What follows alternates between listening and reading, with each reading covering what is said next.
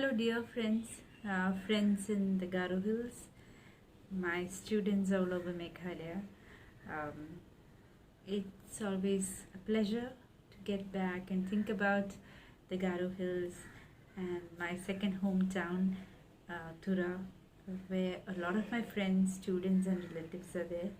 And it's always nice to speak about the place that gave me so much of experience, the place that gave me so much of love, and of course the place which initiated me into poetry as such. I came to the Garo Hills, by sheer luck, fortune, I would say. In fact, I was doing my PhD in the Hyderabad Central University, and I just saw an advertisement that in the NEHU, they were in fact inviting professors, assistant professors, those times lecturers, and I applied, and I was invited, called for an interview.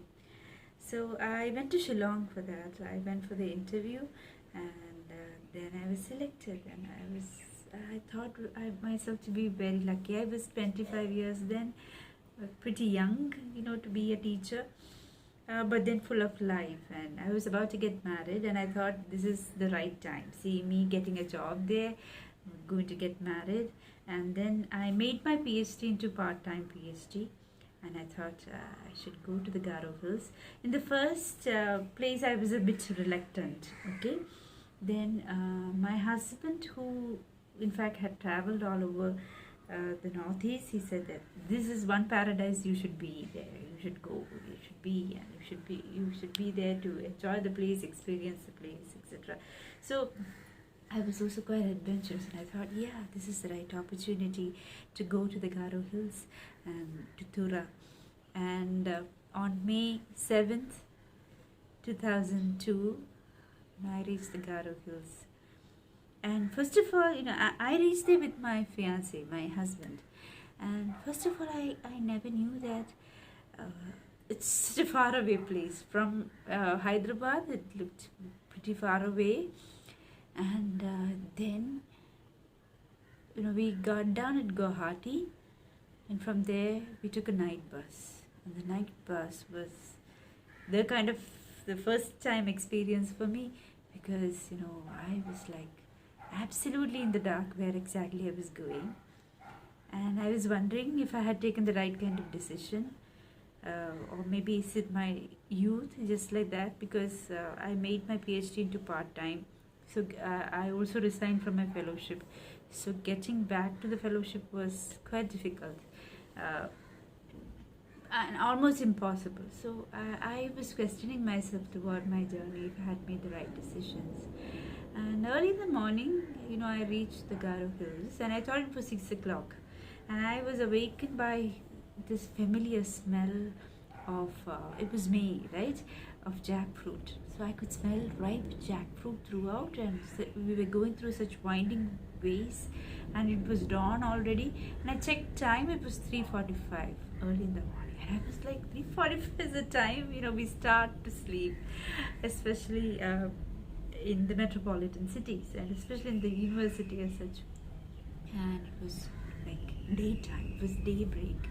And throughout, I could see a lot of bamboo trees on the side, on the hills, on the rolling hills, which was traveling along with me. And I could also see areca trees, so my home site. So everything was smelling like home. The moment I reached the Garo Hills, had the jackfruit smell, had the areca nut trees, and very familiar landscape. If you go to the Western Ghats of the Kerala, state, you can see very familiar landscapes out there, except for so much of bamboo, and except for so much of areca nut, we have coconuts there. And the landscape was so familiar, and I knew that this is a very special place that I'm going to be. So my parents and all were asking me why I had gone to such a faraway place. And I always told them that, getting a Central University job at a very young age is no child's play. I must have been particularly chosen by God to have actually gone there. And then I reached the Garo Hills. I reached Tura early in the morning. I went to the Nehu guest house. Those days, Nehu guest house was like in Chandmari. So I got down to Chandmari, then we walked to the Nehu guest house, and of course, everything was arranged there already. And I just got up on a little bit of sleep. And early in the morning, I walked to Nehu Tura campus. And I thought campus would be huge. And this was a small place uh, with a single story building there, like a school. And I entered, I went to the English department. I can remember each and every instance, okay? And Professor Ganguly was there, Chodi out there. Professor Gurudev was there. And Thakurji, and Joseph sir. And I didn't meet them all in the beginning. I was about to sign my appointment order. Then I heard the bells ring. Those were not church bells. Those were the school bells. But I thought it was very auspicious. The moment I was actually signing, the church bells rang. And that was the day, I started teaching. It's almost 18 years now. And the memories are so fresh and green. So green. And then I went to the class. The first day itself I went to the class. And there were about 20 students. And I was quite unfamiliar, but I was very happy because most of the students were around my age. Slightly younger or older or my age. And I was like, okay, I'm one among you. And that was my first experience at the Garo Hills. I had my professional worries and troubles and all, and I was very young. I was very emotional. I was getting, upset for everything. As a girl who has been brought up in cities and getting my way out all of the time, so I had my emotional dilemmas, and I was about to get married. I didn't have enough leave and all, but then I met my friends out there, George and Daniel, and they all told me, and Jaiswal, Professor Jaiswal sir, so they all told me how to go around and take a leave and then go get married. Then, I taught for some days. The first novel I was taught, I had taken was James Joyce's The Portrait of an Artist as a Young Man. That was very tough text.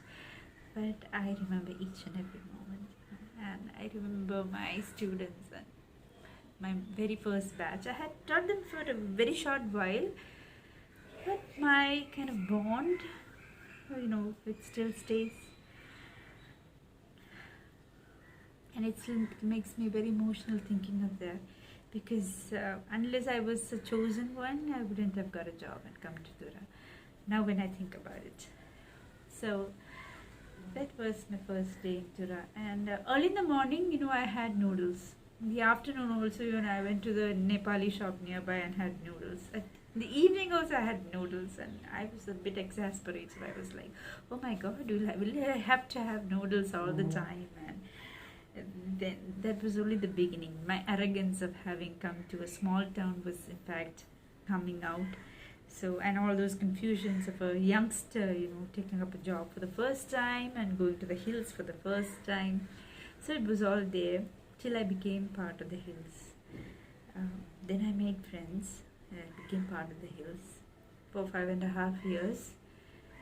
The kind of time I spent in Tura, in fact, made me what I am today. And the kind of relationships I built in Tura, it was never for a short while. Even now I'm friends with almost all my students. A lot of students, we are still friends on Facebook. We don't even in fact think as if we haven't been apart for such a long time. I really appreciate their kind of work, their kind of lives, and they're also so encouraging, and they're like, ma'am, and it's really good. It feels really good. So that was my first day in Tura, and I can write hundreds of books about this, from various different angles. I can even smell Tura right now. In July, I sit in Trivandrum, so far away, 4,500 kilometers away from Tura, and I talk about Tura. I can still smell Tura. I can feel Tura. I know it's somewhere deep inside my heart, and nothing can, in fact, take those memories and take those expressions and impressions away from me. That is it. I have been in many places in India like Delhi and Hyderabad and many places. Of course, Trivandrum, all over Kerala. I've traveled all over India, but there is not a single place which I can call home, as I call Trivandrum and Tura. So that is it.